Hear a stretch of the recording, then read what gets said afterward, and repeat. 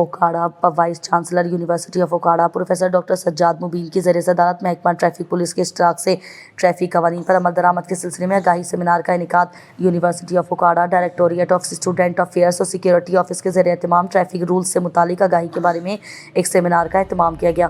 Seminar کا مقصد طلباء میں ٹریفک قوانین کی پاسداری کو پروان چڑھانا تھا۔ اس موقع پر اپنے خصوصی پیغام میں vice chancellor professor doctor Sajjad Mubeen نے قیمتی جانوں کے تحفظ کو یقینی بنانے اور نظم و ضبط کی پیروی کرتے ہوئے معاشرے میں ٹریفک قوانین پر عمل درآمد پر زور دیا۔ انہوں نے ڈاکٹر شعیب سلیم، ڈائریکٹر طلباء کے امور سمیت منتظمین کی تعریف کی۔ D S P traffic police Muhammad Danish نے کہا کہ ٹریفک قوانین پر عمل درآمد شہریوں کے تحفظ، سڑکوں پر نظم و ضبط اور ٹریفک کی روانی برقرار رکھنے کے لیے نہایت ضروری ہے۔